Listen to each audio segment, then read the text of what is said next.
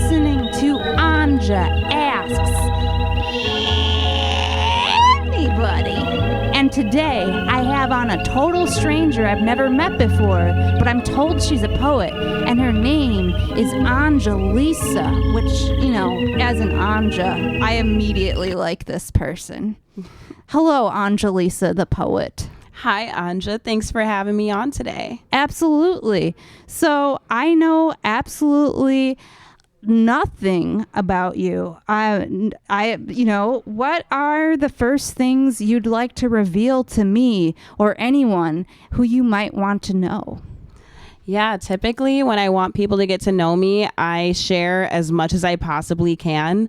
Hopefully they don't get scared off. I'm the type to just kind of overshare, get uncomfortable, and bring people in with my uncomfortable charm. What's one thing you tend to overshare? I know I tend to overshare probably things that went wrong in my childhood. That is one of my biggest ones, actually. Trauma is a big one. I love a good trauma dump. Also, just any of my special interests, which is any sort of creative outlet, my job, which involves working with the special needs population. That's been a huge passion of mine for years, and I never shut up about it. Yeah. Tell me a little bit about that, because I know nothing about what it's like to work with the special needs population. Yeah, so I've worked with special needs people ages 2 to 80 plus. And currently I work with special needs adults and basically provide them with hands-on training on how to be good employees in the workforce. Yeah. Okay. So what are some basic job skills that you're teaching that perhaps the rest of us take for granted? Something as simple as showing up on time, asking your supervisor for direction, asking questions if you don't understand a job, little things like that. Yeah, that's interesting. Yeah, I've worked in a variety of environments, and I've definitely seen people taking the arrive on time as a very loose. Yeah, very loose guideline. I also have to let them know not to put certain things in their mouth. What are people putting in their mouths lately? Honestly, pens, calculators, hands. Anything really. Yeah. I mean, we're all trying to get back to the original. I don't know if I can say it, but you know what I'm talking about. Yeah. Like, the source like of the milk. Whole Freud thing. Yes. Yeah. Yes. Anyways, yeah. Someone who was on this show, who I actually had never met before they came onto my show, really, suggested that you come onto this show. So I love having strangers on this show. But they said that you are a poet. What kind of a poet are you? I love that question because that's something I struggle to answer every day. I guess I'm the kind of poet who doesn't quite know what she's talking about half the time, but I hope that the words that I put on the page that I share with people will attract other people who also don't quite know what they're talking about. I'm the kind of poet who doesn't know how to share her thoughts in a coherent way. So hopefully by putting it into words that I perceive as beautiful, we'll reach out to somebody, we'll make a difference in somebody's life. Yeah. How do you put your poems out there? Recently, my biggest thing is just posting them to my Instagram page, which has been a really big thing for me. Poems have been something that I've been writing for years and years and years. And even just like sharing them with my friends and family and posting them on my Instagram page has been quite a lot. But yeah. Would you like to share one right now? Oh, absolutely. Let me just pull out my handy dandy phone. So this one right here is titled Garden.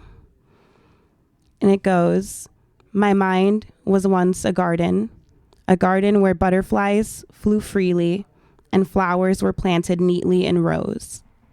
Rows that went from the front to the back, filling every crack of my mind with an assortment of vibrant flower blossoms.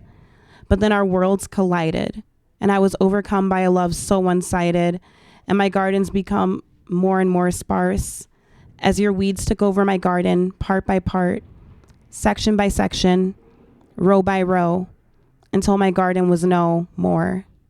Eventually, your weeds had taken over the only beautiful thing that my mind has cultivated. Yeah, I can relate to that. There's a lot of very dynamic, flashy, intense personalities out there who we cannot but be the moth to the flame to, and just bask in their heat and fire, their sun, and then our own internal mind gardens, as you so lusciously described, they wither. It's like you're using your cup to pour into theirs, but they're not doing the same for you. No, they're self-obsessed. They're just draining that cup until it's just the driest cup you've ever seen. Yeah. Stay away from those people if you can. It's hard to. It's hard not to, but I think writing a poem about it helps you recognize the signs, and perhaps you already are. Are you avoiding people like that? Oh, I'm avoiding them like the plague. Like the plague. Running in the opposite direction. What are the danger signs of someone like this? If you feel extremely drained after interacting with this person, if this person doesn't uplift you or energize you, and when you finish hanging out with them, you're feeling empty, you're feeling tired, you're feeling confused, run. Okay. Well, hopefully you don't feel that way when you walk away from the radio show today. I don't expect that to happen. Okay. Yeah, what are some common themes in your work? I would say my main themes are mental illness and turmoil and change and acceptance, grief and loss. So I'm somebody who struggles with bipolar disorder, found it out the hard way a few years ago. And I feel like writing has become such a great coping mechanism for that. Self-love and acceptance, that's the biggest thing that I've been trying to come to terms with. And I feel like as you read through my work, you start to see this broken person slowly build herself back up piece by piece until she's not quite the same broken person she once was. Yeah. That's what poetry is for, is to build you back up, so you're not broken all the time. You're always kind of broken, but you can function. Yeah, I mean, there's always room for improvement. There's always going to be a few scuffs and skid marks, but nothing that a little bit of time and patience can't heal. Yeah. I mean, a large part of it is the acknowledgement of any form of art where you're making it about what you're experiencing. It acknowledges it so that you don't have to hold it and create grooves over and over and over and over of driving yourself nuts with it. Exactly. It's a way to kind of take your thoughts and make them more tangible, feel what you feel, and allow you to let them go. I feel like it's a great way to build closure. Yeah. So perhaps we're already getting there, but what is a creative assignment you give yourself?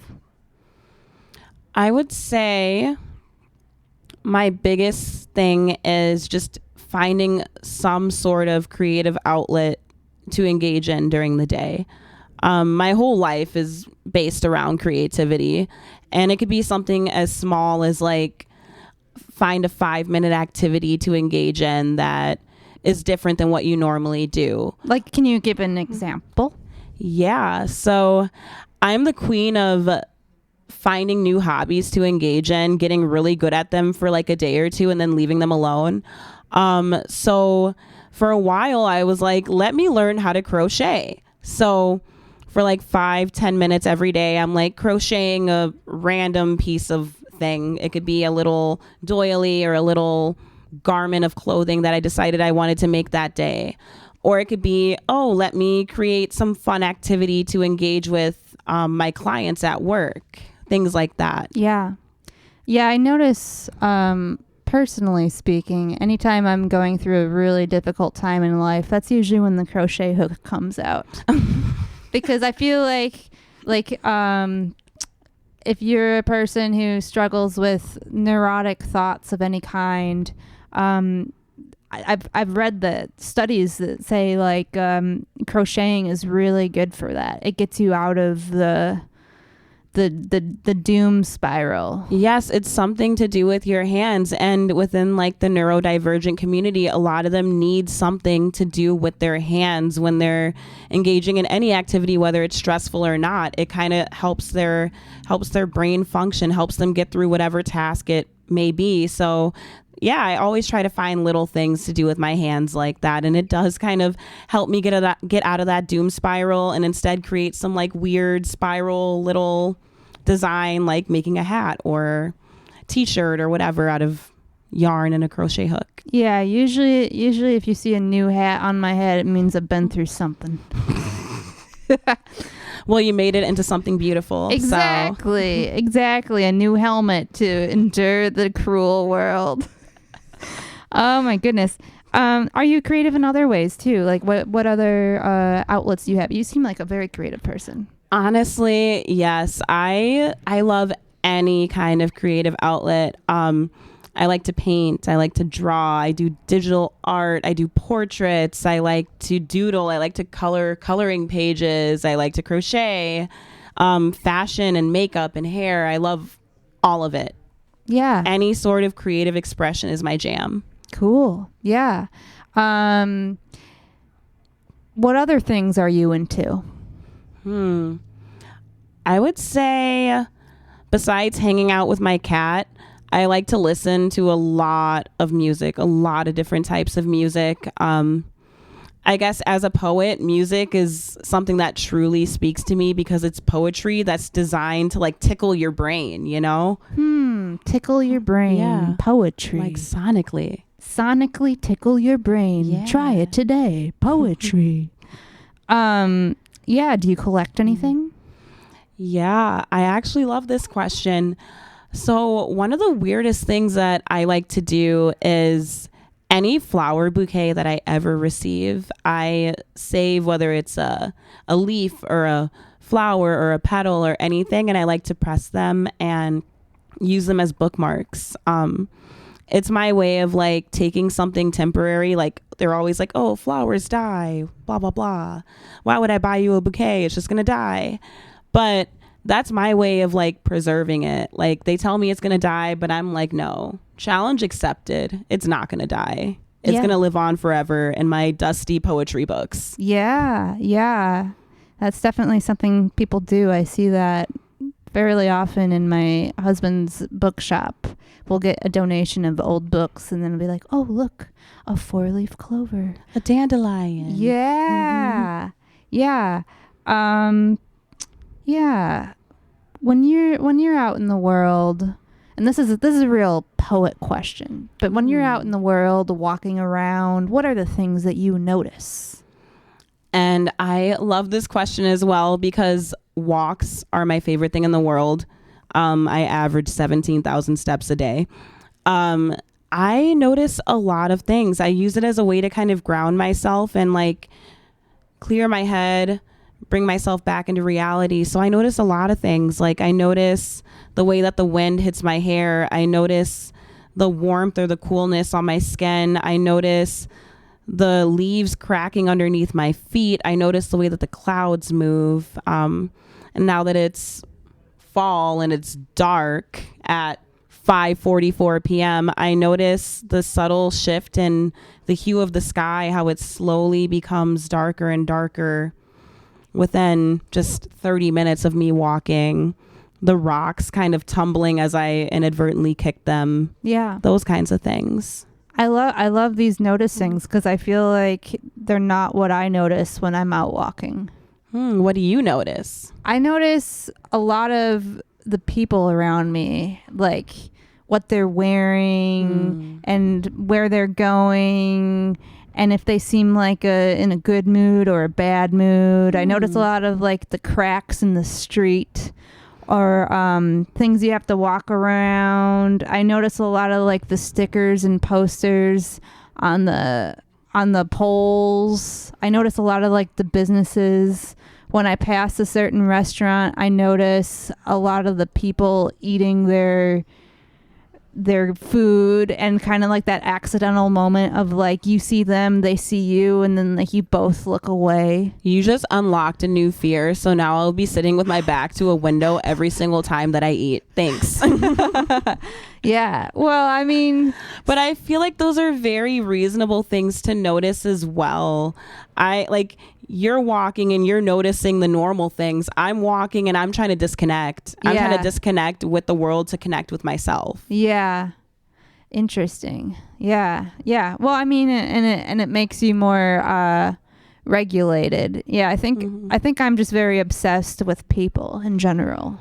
And there's nothing wrong with that at all. No. As somebody who has a psych degree, I love analyzing people. I love it so much, and I do it every day at work. But once I'm off work, I'm like, okay, yeah, no more analysis. I get that. It's like when I worked in a warehouse folding clothes day after day, and then I would walk past like a shop where they sell clothes. Just seeing the clothes, just seeing the hangers like physically hurt me. It's like classical conditioning. That's so unfortunate.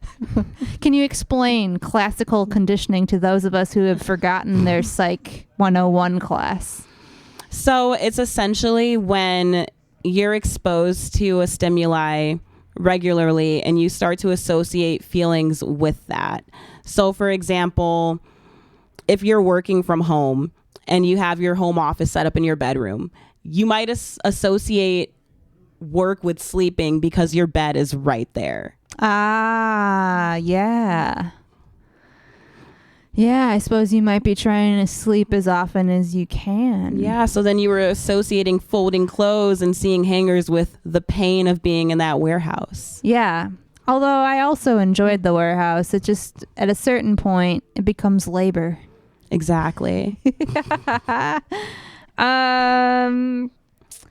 Yeah. So what are some things that, I'm still less of a stranger, but I'm still a stranger talking to you, Angelisa. What are some things that people tend to underestimate about you, especially when meeting you? Honestly, a lot of people underestimate my strength, my resiliency, and my intelligence.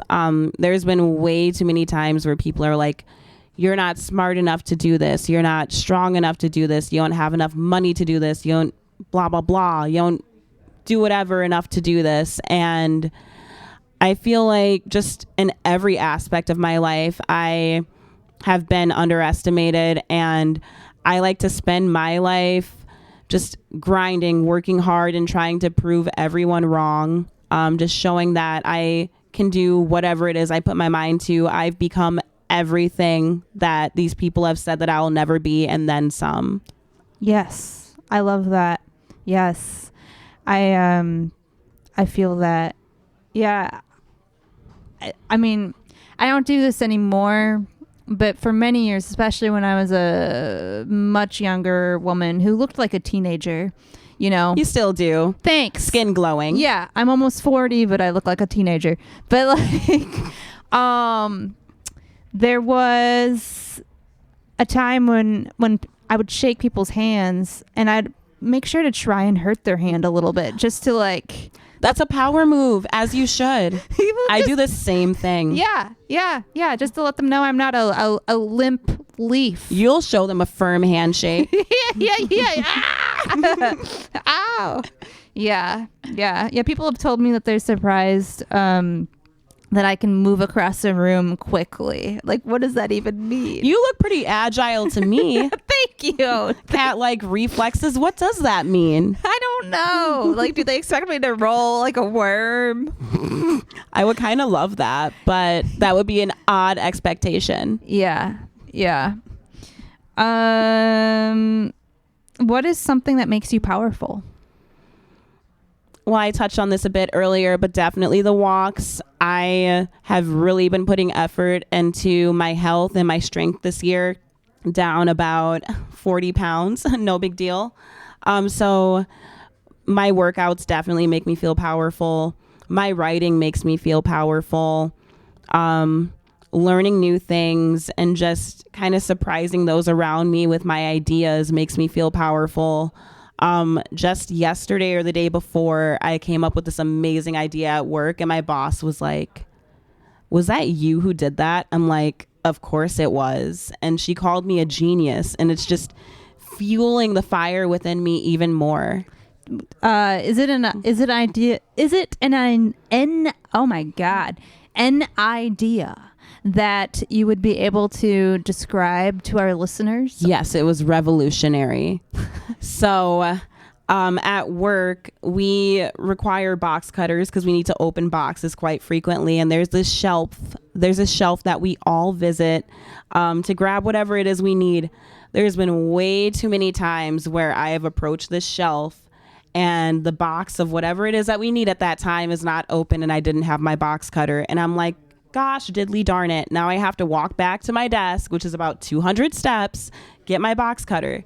So I did like what the banks do with their pens, and I took a box cutter, tied it to a string, measured the string so that it could reach every nook and cranny and corner of that shelf. And now we no longer have to worry about not having access to a box cutter. It's revolutionary. I told her I'm basically the epitome of women in STEM. Yes. And she called me a genius. Yes. And that made me feel so powerful. It was something so little, but just that appreciation ignited like a fire within me. I don't know. I love that. And you never have to be without a box cutter when you're at that station. Exactly. And if the string is broken, then somebody tried to ruin my creation. And that's another example of people underestimating me. Well, and maybe they're just an evil genius because they use the box cutter to cut its own string. You're an evil genius. Whoa. Good thing I don't work with you. I won't get hired in your workplace. You can remain top genius without evil genius malice. Yeah. So do you have any other poems you'd like to read? Absolutely. Let's see. I have a couple saved here. So this one is about my father. Shout out to the man who created me. Stresses me out. It's titled, "Am I Just Like My Father?" As much as I hate to admit it, my dad and I are a lot alike. We smile hard to mask our tears. We stand back to avoid our fears. We self-medicate to forget tough years. We hate ourselves, so we avoid mirrors. We don't want to acknowledge that we're in pain, so we make others feel that pain instead. We hurt the people that we claim to love and blame it on everything but ourselves and who we are as people. We can hold a mean grudge, but people make us so angry. Who are you to judge? Don't get me wrong, we aren't all bad. We love hard until our hearts snap, stuck in the trap of thinking that we're loved back. We care so much that we'll do anything to show it just to make sure that those we love know it. We're both fighting mental demons, and we still get through each day. So don't ever say that we don't try. We try. We try our best not to cry, so we go through life with a smile on our faces. Our faces. Our face. That's funny to think about because we literally have the same face. I am my father's carbon copy. I love that. I love and hate it. Yeah. Well, I don't know what your dad is like or what it's like to be in partnership with your dad. Lucky. Yes, but yeah, I found the poem gave a lot to think about, and also, you know, being a person who's not you, you think about your own stuff and your own dad. Yeah. He's an interesting man, but without him, I feel like a lot of the poetry that I've created wouldn't exist. Yeah. And I wouldn't exist. So I have to show gratitude in some way at least. Yeah. Oh, yeah. Well, and I mean, even if it's a tempestuous thing. If you are in a place where you're able to express yourself and to express the experience you had, then I would say that you're already winning. Yeah, and honestly, he's inspired me to start writing poetry. He's a poet himself. He spent a lot of time in and out of prison, so lots of time to read and write and think. And he's honestly extremely talented despite his shortcomings. If it weren't for him, I probably would not have written my first poem. So had to pay homage to that crazy man. Yeah. I think I don't think things are black and white in this world a whole lot. I think rarely ever. Yeah, I think things are generally a nice shade of gray. Yeah, it's good to acknowledge all of it. Yeah. Exactly. I always say no one is all good and no one is all bad. Yeah. It's just not possible. No. But it sounds like you're getting out of it what you need now. Yes, exactly. Yeah. Exactly. Yeah. So, do you have any poetry things coming up that people ought to know? Yeah. So I have had a book in the making for a few years now. And I'm finally getting some traction on it, and I'm hoping to release it sometime in January 2026. Are you self-publishing? Yes, I am. What's the book called? It is titled Anything But Beautiful. And is there anywhere that people will be able to get the book? As far as I know right now, it will be Amazon. I'm looking into Barnes & Noble, but Amazon will be the main source of publishing. And so the book title again? Anything But Beautiful. Anything But Beautiful by Angelisa. Yes, cool. Do you have any questions for me in the final 2 minutes? Does your hat represent anything, the one that you're wearing today, or is that one that you purchased somewhere?